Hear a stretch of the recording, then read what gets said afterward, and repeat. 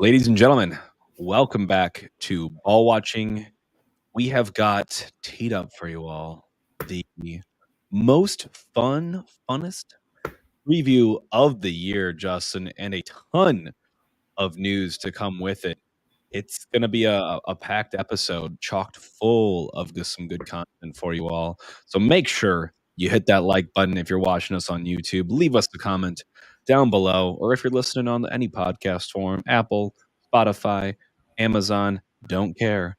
Just make sure you show us some love. Leave us a rating, 5 stars ideally, and any sort of review if you like what you're hearing or you have any sort of feedback. Justin, it is Wednesday of a short week, but feels like a long one as we lead into the biggest commercial game, I'd say, of our franchise, maybe ever. I would say absolutely ever. And I'm going to go ahead and say, wait, is it funnest or most fun? I'm not sure on this one, I actually. think it's the most fun. I'm not a big words guy, but I am pretty confident on that one, Jake. Yeah, not English majors here, but we do like to watch some soccer. Justin, it is, like I said, before we get into the preview, we are chocked full of news. I feel like City's just been hoofing it the last couple days. Some good, some bad, some whatever. But a lot of, I think, our focus and our attention has gone to transfers. And if you are at all interested in transfers, make sure you listen to our recent episode, our special guest interview with Tom Bogert. He is the MLS insider, U.S. men's national team insider. He's got all the inside scoops on anything transfer related and anything really MLS related. He's kind of the first guy to know. So you definitely want to shoot him a follow on Twitter, on Instagram. He puts out some great stuff. Hoping for some more good news from him on the transfer front, as we've had some changes, Justin. But before we do, we got to shout out the main man, Kyle Hebert. What a stud. Gets his second call up to the Canadian men's national team after making his debut last year in the CONCACAF Nations League for them. Well deserved. He's under now the Jesse Marsch era as head coach, and he is heading over to Europe to play against France and the Netherlands, and we'll miss our Portland game. Absolutely insane. I will say, I know I didn't talk very highly of Kyle. I just don't think the outside back is his position. I'm pumped for him. He's got to be one of the guys that's going in there for them to play a center back role. And just regardless, just getting that experience to go over there with those guys to play against the France and Netherlands, free trip to Europe, absolute dream for Kyle. It's going to stick for us that we're missing him, because I do think that we've been playing better when it's him and Tim Parker as center back duo. But congrats to Kyle. Good friend of the pod. Absolutely. Great friend of the pod. Great guy, too. I mean, just so well-rounded, so well-deserved. I feel like for him, and his story is such a cool one. So I encourage you all to read up on that. Going to Missouri State, going undrafted. He is the most humble human, and you can tell how hard he works. I love to see hard work get rewarded. And so Jesse throws him the camp invite. So I'm happy for him. He will be heading over there on, probably the early part of June here. And like I said, we'll have matches on June 6th and June 9th in Europe against those two opponents. The idea of him sharing the field with some of those guys just makes me so happy. And for all that people like to talk about his limitations, I think he is a steady Eddie, man. You know what you're getting from Kyle Hebert. Super hardworking, super defensively focused, and usually pretty clean on the ball as well. So I'm hoping to see him make an appearance. Really hoping. Oh, absolutely. I really hope he's not going over there just for the hell of it. But next piece of news, I would say this one's a little bit more indifferent in our spot, but there are some positives as well. Isak Jensen, purchase option picked up. It does free up an international spot and the U22 spot for us. So if anything, it brings in more availability for us going into a summer transfer window, which we've already talked about is a lot bigger. And for anybody that's kind of wondering, why is the summer transfer window bigger than when it is in like December, January during our off season? Because all of Europe is now finally starting to get off. And that's why you're going to see, and one of the other guys we're going to touch on a little bit later, why they start to come over mid-June, July. You saw the stuff about Di Maria possibly going to Miami and all these guys possibly coming over during the summer window. That's why. And it's big for us to free up an international spot in a U22 spot. Yeah, so he made his home in Denmark now in the first tier, playing with Viborg. And like I said, like Justin, you said, he was loaned there initially, and he impressed. He played well, made it onto the first team, and really made an impact this year. And so they triggered his purchase option. And, he's gone before we can even really learn how to say his name. But we wish him the best. He did have a couple appearances or City Park, nothing huge. So, I don't think we're going to miss him sorely, but it does free up, like you said, an international spot, U22 spot, which is good flexibility. On the youth front, though, Justin, Miggy Perez, not doing it for Birmingham right now in the USL. They just released Transfer Market is who I'm referring to. Their valuations for the most valuable players in the USL, and he is number one, which is great, but he was number one before, and his valuation has dropped by 1 million. So now he's actually sitting at 1 million as his valuation. And, that's all a bunch of numbers and a lot of different people saying what is, but just to look at the stats, Justin, we pulled some into here. 0 goals, 0 assists, and 274 minutes played. Only 2 starts, 7 subs in 9 games. It's not the type of minutes logged that you really want if you're Lutz and company. You want to see him getting full 90s, a lot of good experience, and, obviously not having this happen to him. So hoping for better things on the horizon for him, because this is a development kind of loan for him. But if he's not making it there, you really struggle to see a spot for him next year on the first team. Quickly back to Isak Jensen, 11 different appearances for us last season. Obviously none this year when he was loaned out for only 134 minutes. So not a whole lot here. I do like the breeding ground aspect of all this, circling it all back. It's something that if Luch Finesteel's seeking you out and signing you, there's something that's growing in the water in St. Louis once Lutz is the one picking you out. So teams overseas are going to obviously be looking at that. Now we saw that with him and Nico. And then quickly on Miggy, I couldn't agree more, Jake. So for anyone that's still confused, my grandma asked me this as well. Like, oh, when's the St. Louis guy coming back? The kid just from Pattonville up the street, scored his goal, went to school the next day. Unfortunately, it doesn't seem like very soon. And the reason that we do ship these players off is for them to get growth, get minutes, get a lot of playing time. It's just like sending someone down to the AAA when you're thinking about baseball. It's like they need to get their hitting stats back up. Jordan Walker for the Cardinals right now, down in AAA, trying to get his hitting stats up. That's what we send Miggy over there for. And the fact that he has 2 starts and 7 subs is not the reason that we loaned him out. And I'm a little confused by that and really hope that it gets a turnaround for him. Yeah, no, I couldn't agree more, Justin.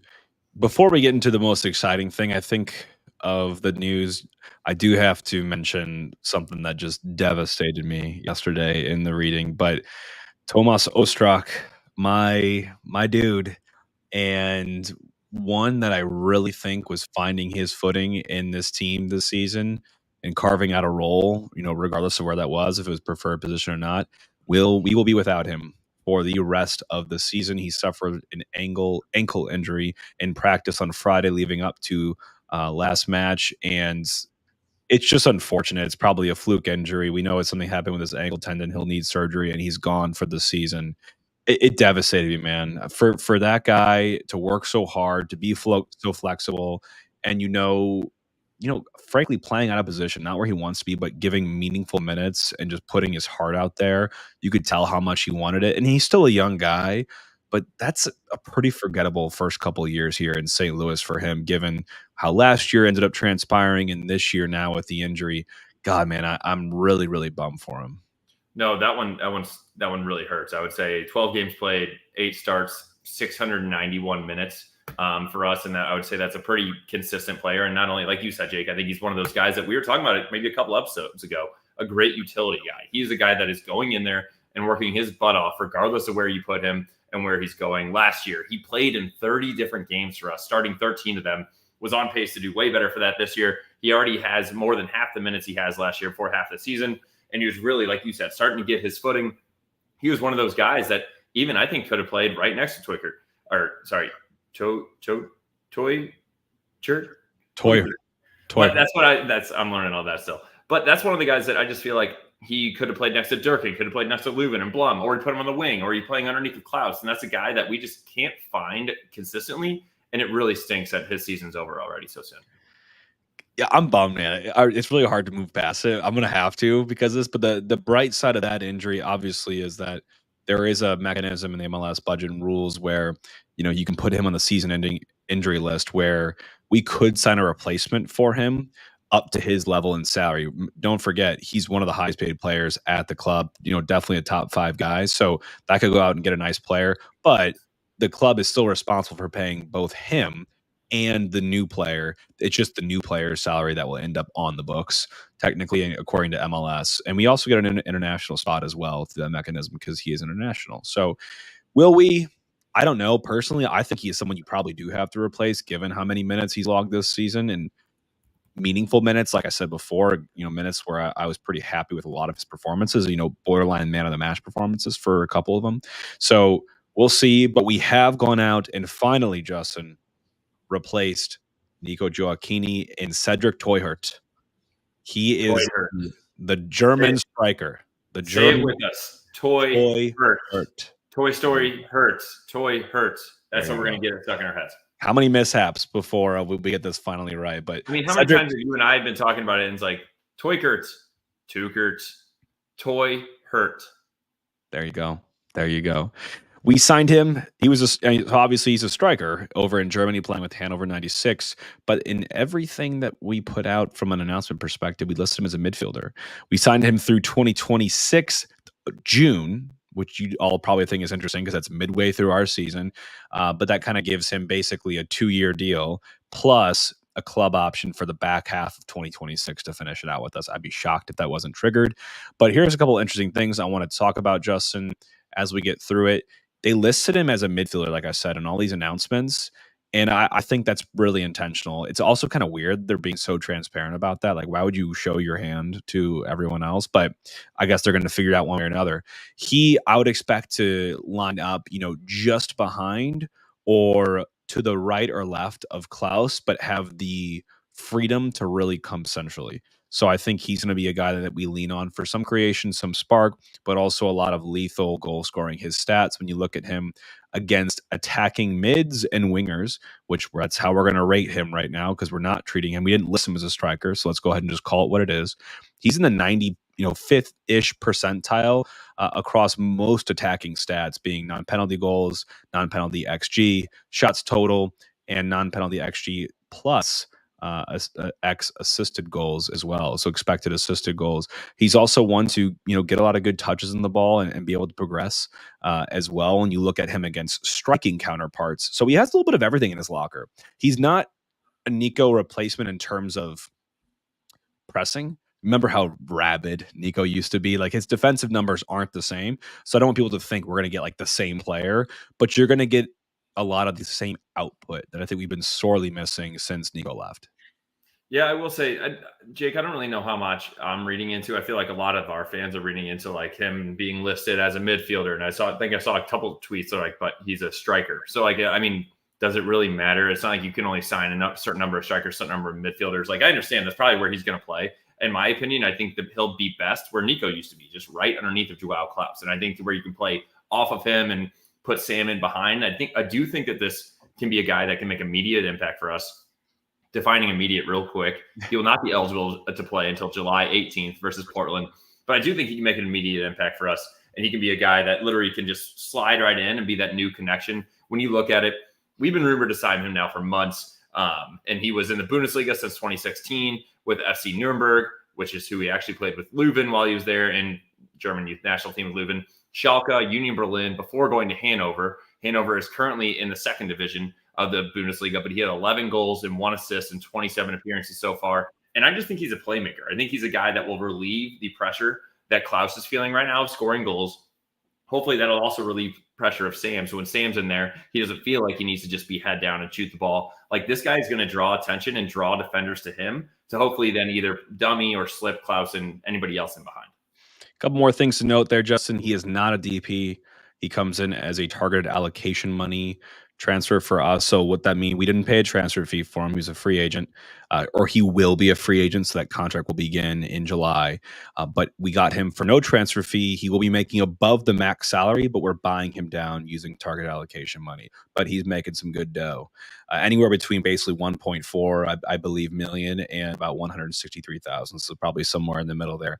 His contract term and age at 27, to me, I think aligns pretty well with the term that we have from a lot of other key players. So I'm looking at, next year and the year following as that key window that Lutz has built. He talked about a 5-year plan. That's when a lot of those main guys have contracts kind of either coming up or we might have to extend or let them go. So I'm looking at us being probably uber competitive these next 2 seasons, given that everyone's kind of hitting their prime there. Last thing, Justin, again, 2 months, man. He'll make an immediate impact in 2 months. So we'll be really excited to get him. I think the Portland game will be the first one. Technically, the Portland away match will be the first one.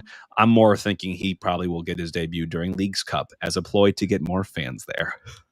Yeah, I think they're struggling on ticket sales there. One last shout out, Jake, before we get into this preview. Shout out to Patrick Schulte getting called up to the U.S. men's national team camp for the Olympics specifically. Obviously, that's a lot of guys that are under the age of 23, but one of the guys that they brought in that's over 23 is Walker Zimmerman. So a guy that's played in the World Cup for us as well. So I think it's a huge shout to Patrick Schulte. He should be the starting goalkeeper. I think Gaga is the other younger one there, but he's only 20 years old. Patrick slotting right in. Obviously, his Columbus Crew is going out of the finals this weekend. And then you also look at just what he's done all last season. Big St. Louis Scott Gallagher guy, went to St. Louis University, roll Bills. Absolutely. If you can catch that game this weekend on Saturday, June 1st, I believe at 8:15 p.m. on FS1, where they're heading down to Mexico at 8,000 feet above sea level. Columbus, by the way, is at 800. So it's quite elevation, and they're training for it. I put out a tweet there. It looks pretty cool what they're doing, and they're really taking it seriously. I hope they take it. Should be a pretty cool match. I will be tuning in. But Justin, I will not be missing the Miami game, man. It's going to be a freaking blast. It was a blast last year as well, as we faced them, I believe, their last MLS game before Messi came over. So it was a 3-0 dub at home. And obviously no Messi, no Suarez, no Busquets, Alba. So all those guys were gone. They had just brought in their coach, Tata Martino, and we 3-0'd him with the 28th minute corner kick header from Sam, 40th minute corner kick header from Timmy P. Parker, and an 80th minute Leuven free kick. 3 set-piece goals in there, and we send them packing before they go on and win the Leagues Cup. But we did beat them. Yeah, we actually did beat them, but it's going to be a completely different team, like literally almost top to bottom with Kremeski and all these other guys as well. I mean, Kremeski played against us, but playing a completely different role. We'll get into some of those players, but why is it a different team? Who did they bring in this season? The number one, the main guy you need to know, Mr. Luis Suarez. Generational talent. He has rekindled his partnership with Messi, considering they did, he had 197 goals, which puts him at number 3 on the list for Barcelona's top scorer. He did that in just 283 matches. Messi and Suarez played together for Barcelona for 6 years, 258 games, winning 187 of those, which is 73%. Jake, we are currently at winning 3 of 20. So that puts us at 15%. For putting that for anybody in perspective, they were losing less games, or about as many games as we are winning. Yeah, it's impressive. What that side put together, I think from 2014 to 2020 was insane. The MSN front 3 and those two being a huge part of it, and now just running it back in Miami. But that wasn't it. They didn't stop there. They brought in Julian Gressel, who was hot off an MLS Cup win with the Crew. He was one of the top free agents available this winter. He's a U.S. international, known for playing kind of a wing-back, defensive back position, or on the side of the midfield. He's known for his crossing abilities, widely regarded as one of the best crossers in the MLS. So his service, sends them pretty far. They also went and got Nicolas Freire. Obviously, they put a lot of heavy focus on attack, and this is a center back who can help put out fires from them. Right now he is actually hurt, but he's on a season-long loan from Liga MX side Pumas. Outgoing, they sent out Kamal Miller.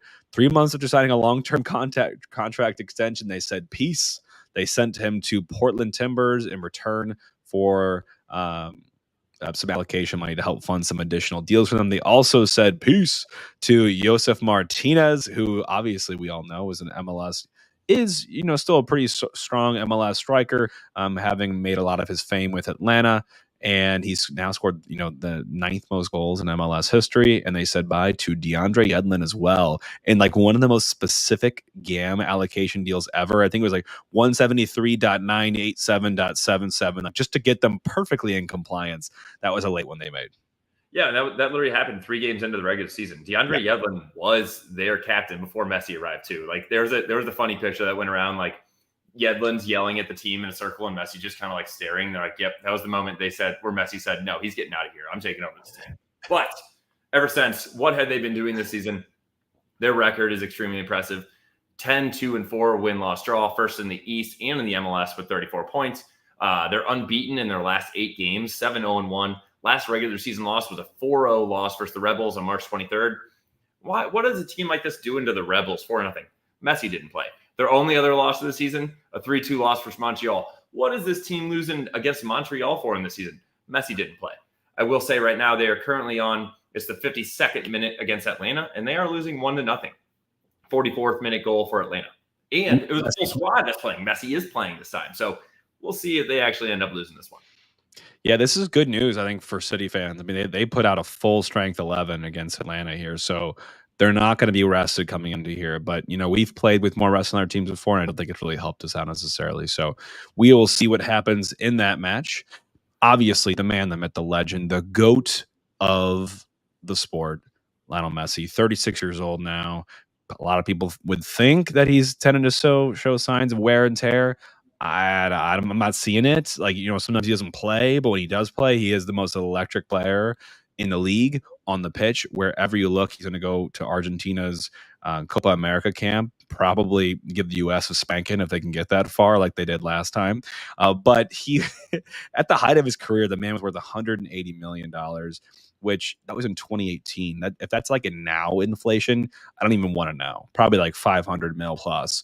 One World Cup, obviously, 3-time Champions League winner, 8 Ballon d'Ors. I mean, the guy has every record and everything that any player could ever want.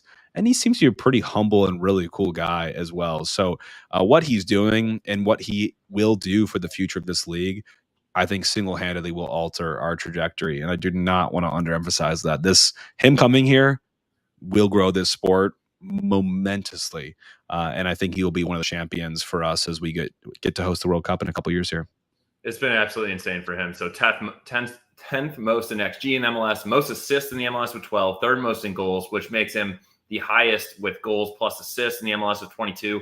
The most insane stat that I put together, Jake, he's scoring every 86 minutes. I'm like, all right, that's already extremely impressive. However, he's scoring or assisting every 39 minutes. The guy is getting either in a goal and an assist, or 2 goals or 2 assists in every game that he has played.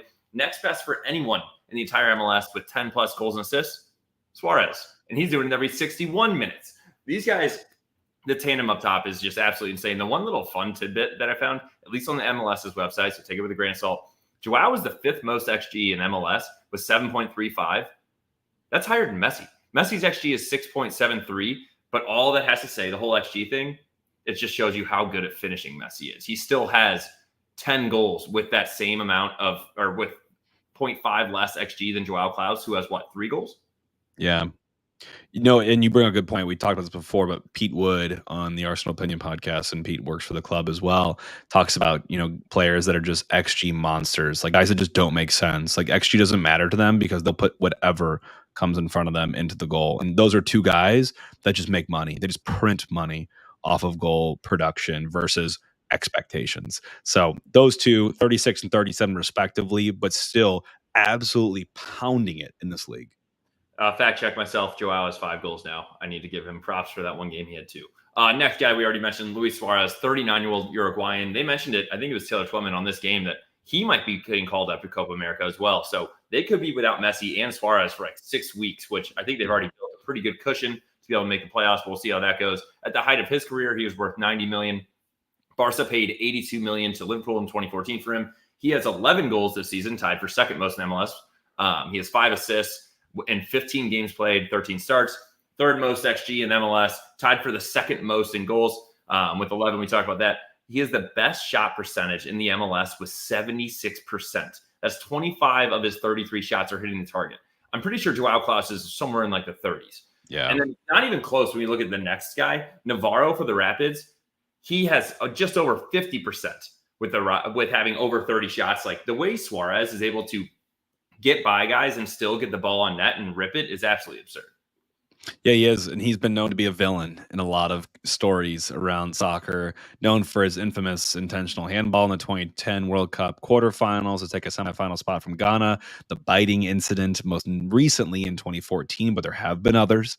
We'll be watching you, Suarez, VAR. We'll catch those bites if you do them on Saturday nights.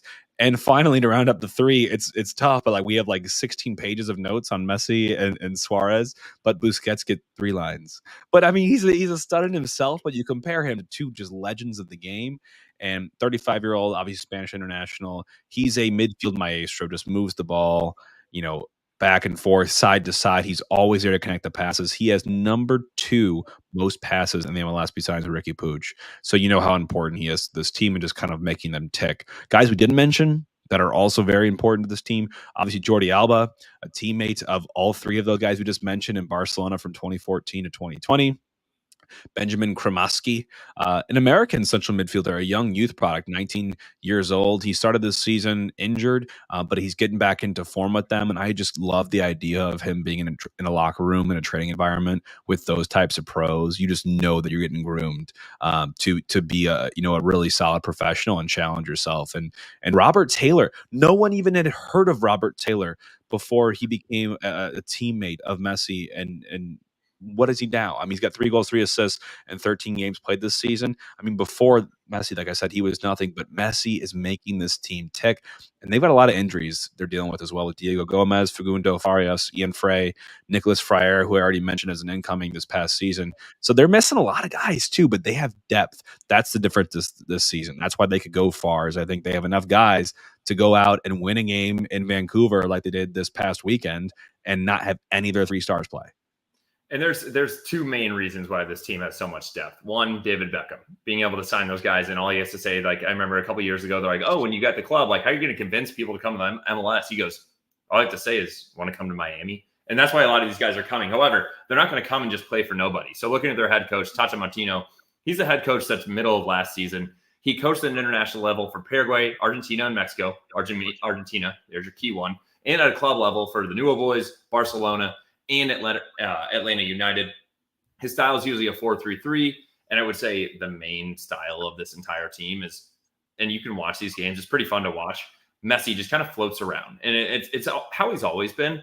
He's not a guy that's jogging everywhere. It's like a walk, and then boom, he's gone. It's like those stupid memes that are on Instagram right now. It's like, oh, do you see the lightning hit the track? And it's like lightning McQueen. Yeah. That's Messi. And it's not even necessarily like just speed on the feet. It's just speed of play and how fast he can find that ball and get it to the speedier guys around him. And then when he does get those chances, it's the exact opposite of what we're seeing this season. It's the guy that does not miss. Whatever opportunity that falls in his way, he will make you pay for it, or he'll make one of his teammates make you pay for it. So I mean, he's just absolutely electric to watch, and he's given a lot of freedom to not really defend at all. But in those transition moments, he just comes to life, and it is really a joy to see. But I will put that joy on hold on Saturday. Yeah, absolutely. I will say, of all the goals and everything he's done in the MLS, I think my favorite moment is when he was dribbling and I think it was a hurt defender, maybe Chicago. Yeah. He does a little chip over him and still tries to rip a shot. And it's like, it just shows you. And it's like right over the midsection of the guy, like just an inch high enough. If you guys haven't seen it, we'll put it out there. It's a hilarious bit. Oh. But looking at this team in general, what's their trends and storylines? Generally, their last 5 home games, draw, win, 2.13 points per match at home, plus 13 goal differential. Their strengths obviously is finishing. Through ball chances, obviously when you slip in, some of these guys are behind. Coming back from down in these games as well. This is a team, and I think it was Tom Timmerman already put a tweet out today during this game. He goes, Atlanta's up 1-0. And then he commented the tweet just now, and he's like, I'm just going to say there's still a very good chance that Miami scores 3 goals in the second half. And that's just what this team does. They're never out of it when you think about these guys up top. Best defense, good offense. And damn, do they have a good offense. They are clipping at 1.43 expected goals per 90, which is only 11th in the league. And some of you might be saying, oh, you just said they were a damn good offense. Yeah, but they're scoring 2.38 goals for per 90, which is number 1. And it's by far. And if you look at XG and you take the penalties out of it, which some teams get more than others, they have the best XG in the MLS. So they are creating at will. At home, they're about average, though, in XG. But again, they're producing. They're scoring every 33 minutes at home. So I'm not a mathematician. I'm not an accountant, Justin, but 33 can happen 3 times in a game. So they're averaging, almost 3 goals in a game at home. It's absolutely absurd, that clip. Yeah, it's insane. And I'll mention it again. When you're talking about XG of 1.43, is 11th best in MLS, but 2.38 goals for per 90. That is solely because you threw Messi and Suarez into the MLS, and these guys are going to make you pay even if they get the slightest glimmer of hope. Looking at something else that they can talk about, average in shots, number 4 in shots on target, though, and number 1 and also in passes. They're number 3 in short passes, number 1 in medium passes, and number 4 in progressive passes in this game, and also number 2 in passes per sequence. That's because when you watch this game, once Messi gets it, people try to collapse on him, and he just scored. I'm not kidding. He literally just scored. They literally try to collapse on him, and it's 2-1. So Atlanta scored while I was talking earlier. But they try to collapse on him, and then they just ping. They just bounce it off of Messi, and he just kind of bops into that middle ground. So that is why they're so impressive from a passing aspect and also being able to get shots on target. And again, this team is very opposite us in terms of style, but also just what they're doing statistically. The one thing you didn't mention, Justin, was they're number 1 in goals per shot. So that's a 0.20 rate right now. So they're scoring every 5 shots, right? I mean, it's absolutely insane what this team can do. Justin's showing us the replay. If you're watching on YouTube right now, as Messi pumped one in the back of the net, as we were singing his praises, get those out of your system, big boy. We do not need those in this one coming up on Saturday. But let's get into the defense. A lot of people want to talk about this is their Achilles heel. JT in the comments, shout out to you. Thank you for being here. It's not atrocious, but it's definitely not good. They have an expected goals against of 1.43, which gets them to the bottom, kind of third echelon in the MLS. But they're only giving up 1.31 per 90, which is better than average for most MLS teams. But when you look at home form, they're the 8th worst teams in expected goals against, conceding about every 80 minutes. When are we talking about? 29% of those goals against are coming in the first 15 minutes of the game, which, in my opinion, my humble opinion, if you're going to have a chance in this game, you've got to come out swinging. We've got to score in the first 15 minutes. I think if you just don't, we've shown how frustrated we can get it with ourselves. And with Miami, they can score at will. You've got to give yourself a cushion and give a little handicap to the team. Absolutely. But I would say the one thing that we need to be careful on, and we'll get into it with the keys to the game, is counterattacks. If we try to go balls to the wall and try to press them and send everybody forward and try to get a quick goal, you have Messi coming at our defense. And I mean, Roman Berkey can only do so much, but one of their defensive stat for them, or a couple more, number 3 in tackles. They're number 1 in their defensive third. So this is a team that once they start getting closer to Drake Callender and goal, they do try to get stuck in block shots as well. They're top 10 in block shots, more specifically, and passes. Number 2 in shot ending high turnovers, and number 1 in goal ending turnovers. So basically, if we turn the ball over, they will make you pay. And that's what I'm talking about as we get into watching this team. And watch how quickly, if anybody's watching this game right now, or go look up highlights of the Miami team, how quickly they can get it from their back line up to Messi or to Busquets, and then finding someone in like Suarez or even Jordi Alba making a run down the left side. This is a team that will quickly make you pay if you are out of line.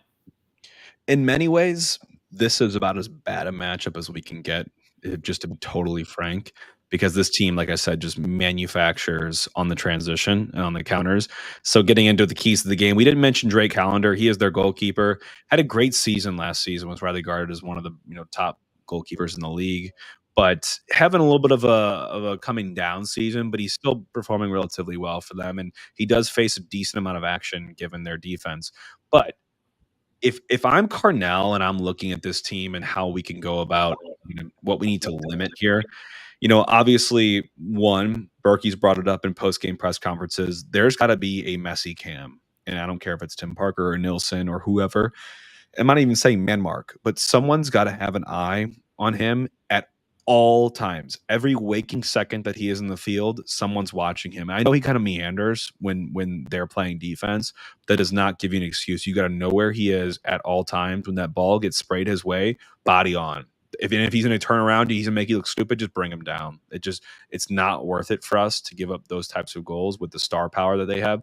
Counters, Miami allowed the 3rd most expected goals per 90 from counters. So as much as they can do it to us, we need to do it to them as well. This is a team that is a little porous on defense, not the speediest on defense. So if you can get in behind and play very quick, direct transition style soccer, I think you can really hurt this team. And that's what we've been known to be able to do, especially in looking at last season. I have to point to my last thing, Justin, this is probably something that you double down on, is if this team's going to beat us, you can't give it to them.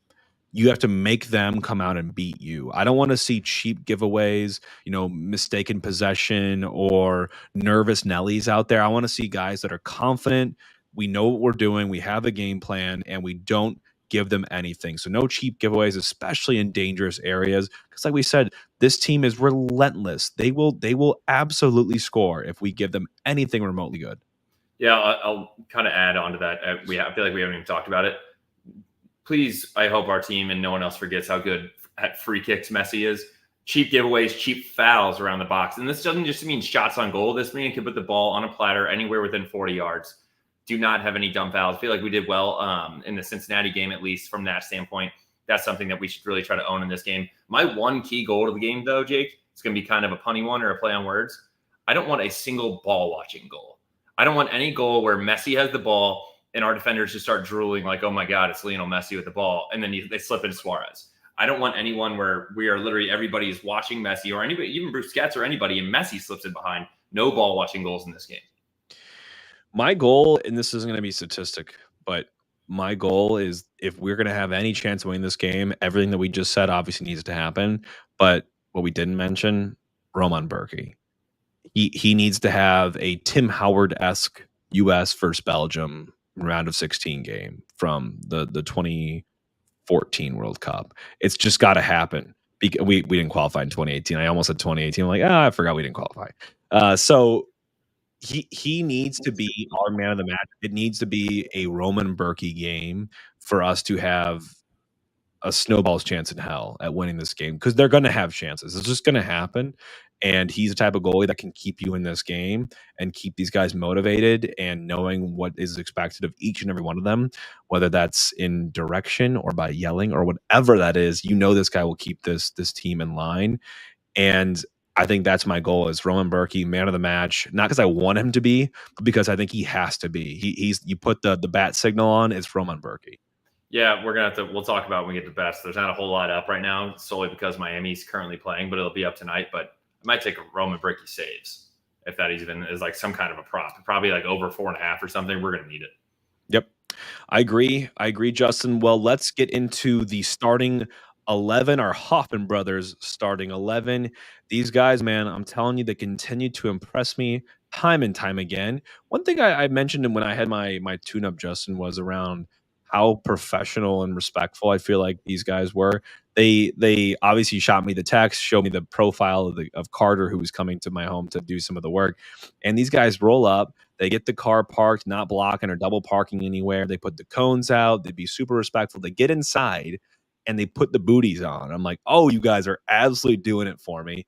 And not going to create a mess. They kind of just were self-sufficient. They did whatever they could. And whenever they had questions, they worked with me. And just the level of education and responsiveness they had to anything that I wanted to bring up or ask about, it was bar none, just absolutely incredible. So I want to give a huge shout out to Hoffman Brothers. It's those little things that make the big difference. And Justin, the one thing I was going to say on that too, Jake, for this weather this week is going to be phenomenal in St. Louis. Again, do not walk, run, or call 304-660-3011. Call Hoffman Brothers and get that home protection plan, because your AC is going to go out right when you need it and it's going to be too hot. And you're going to really wish you called right now. And we're talking about it. Go to hoffmanbros.com and sign up for that home protection plan. And into the Hoffman Brothers starting 11.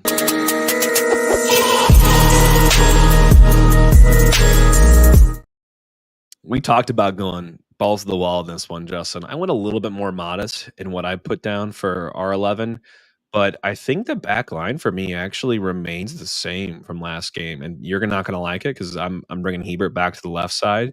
But I do think that defensively, I might go back to this again, because we've seen what Mark Koenig happens to him when he gets, a good winger or someone that can kind of pick the lock ahead of him. I have my doubts. So as much as I hate playing Hebert at left back, I do feel like I could do with a little more defensive ability on that side of things. And obviously I'm keeping Toland to have a little more freedom to roam up the field, but that's how I would go about the back four. What do you think? I was trying to decide if I wanted to start Rome or not. I'm going to go with Roman in back. I think that's maybe a dicey one, but I'll go with it. I'm going to go with Dewyer at the left, or Mark. Actually, I'm going to go with Mark Koenig. I don't think this is the one where Dewyer hasn't had the minutes yet. This is not the game you throw him in.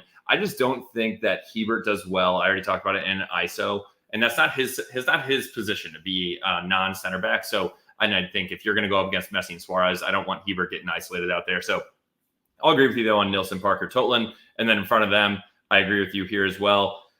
Somewhat, actually. I'm going to take that back, Jake. I'm going to start Mr. Edu Leuven in this game with Mr. Durkin in front of our back four. What are your thoughts? So I am starting Leuven, but not there. I'm going to put Durkin and Blum ahead of the back four just to give us an insane amount of coverage if possible, knowing that both those guys, they have yellows to use, but you cannot use them early like they did last time. So that's a note going into this.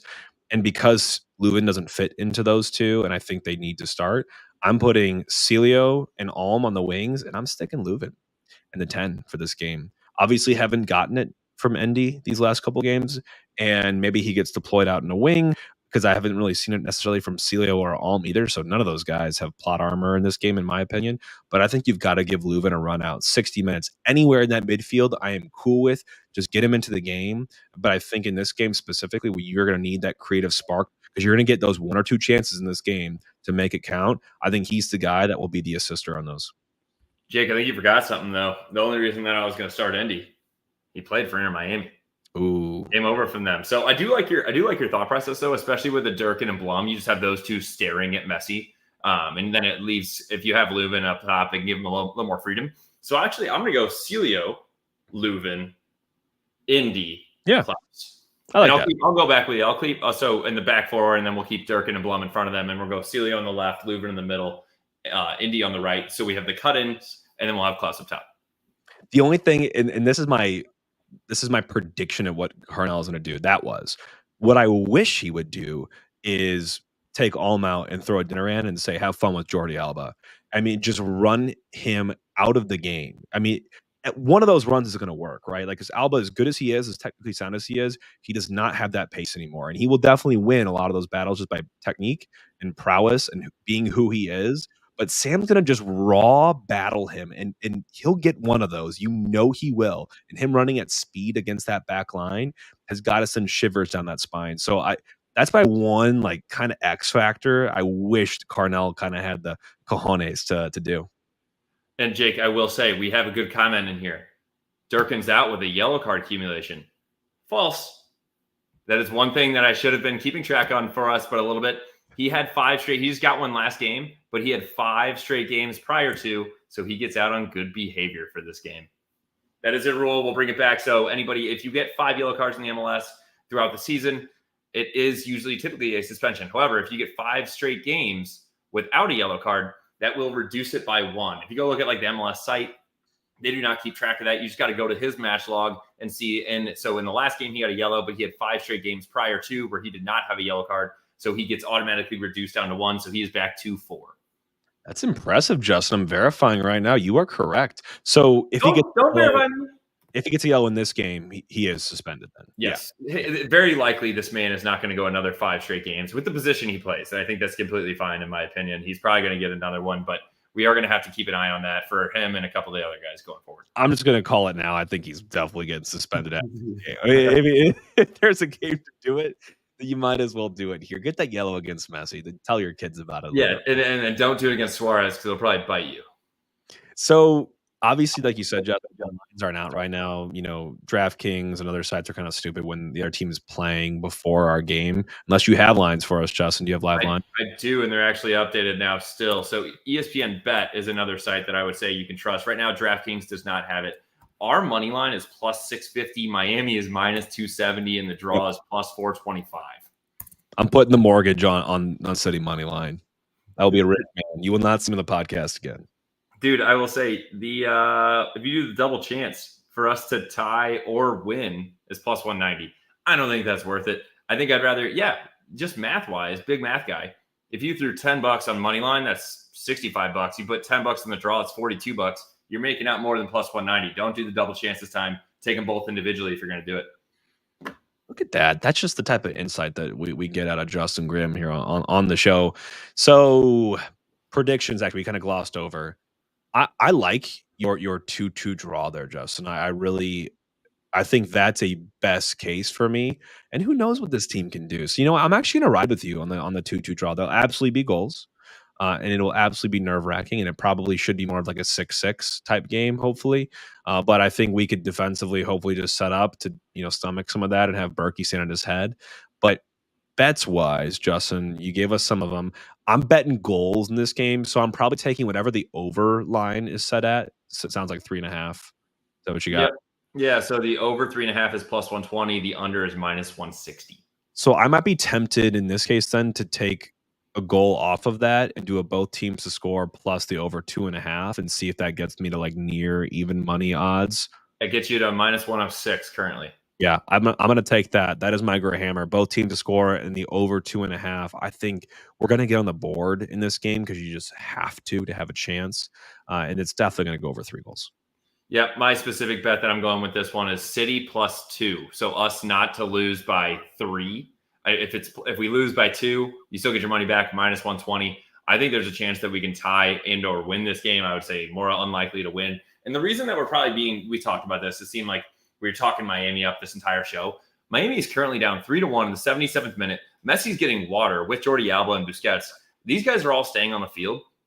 It is a hot day in Fort Lauderdale right now. This is a game where they're going to have to turn around and play literally 3 days later on short rest after going a full game against Atlanta. If they would have been up 4-0, they could have came out at halftime.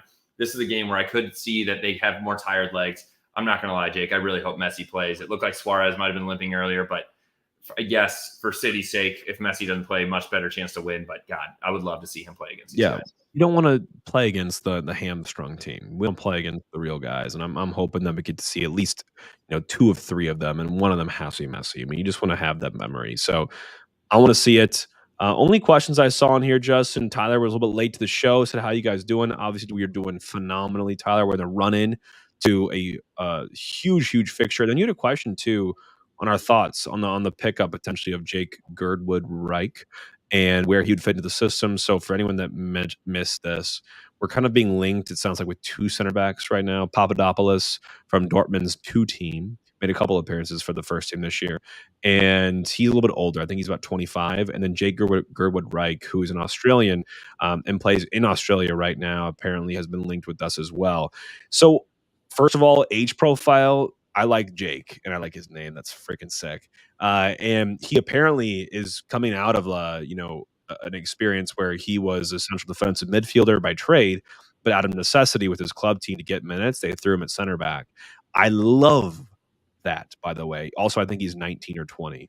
I love that background because give me a ball-playing center back. It's so important in this modern game. It's so important in our system. We talked about Nilsson last game and how great his footwork was.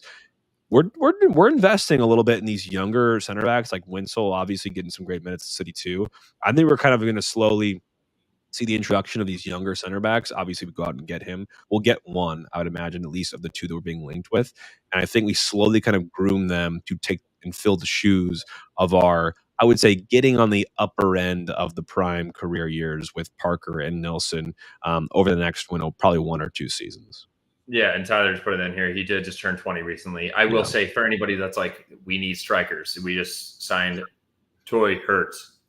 Say it with me, Toy Hurt. We just signed Toy Hurt as a striker. What are we doing looking at center backs? We're already having too many when you look at Yarrow, Hebert, Parker, Nilsson. This is a forward-looking thing. We already mentioned it, that this guy, that Jake is already 20 years old. I kind of am only leaning towards Papadopoulos because I would love to be able to say that every time we get on here. He's true. Only 24 years old, dude. So he plays for Dortmund's 2nd team right now. Both of these things, trust Lucid's system.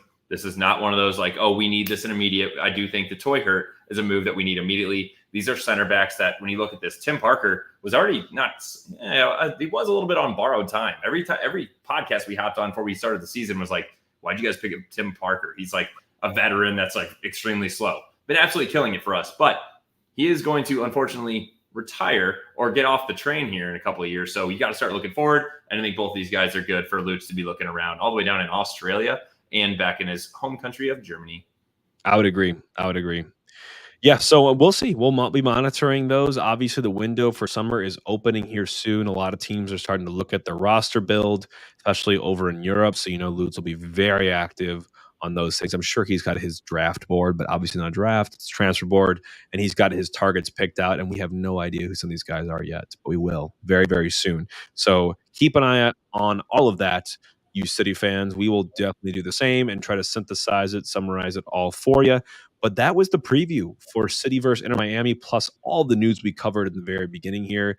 Everyone enjoy the run-in for this game. It's not often that these guys get to play against the best player to ever do it in this sport. And whatever the result is, it's memories for us fans and for all the players out there. I'm just looking forward to just savoring this.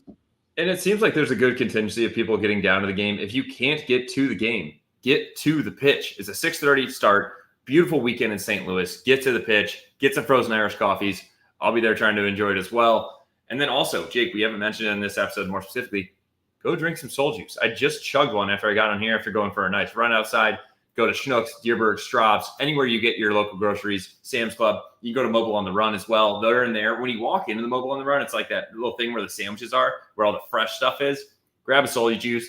Grab a Soli juice. Go to souljuice.com using code ballwatching for 20% off as well. Order some soul juice. Yeah, and I promise you the soul juice is the freshest stuff on that fresh island of food. So make sure you get some. Thank you, Justin, for the readout there. Hope you all are having a fantastic short week after Memorial Day and a lead up into City versus Miami and a fixture to remember. We will be on the recap the next day on Sunday, hopefully relishing in a huge upset W that restarts the season. Let's manifest it here right now. All for City. All for City.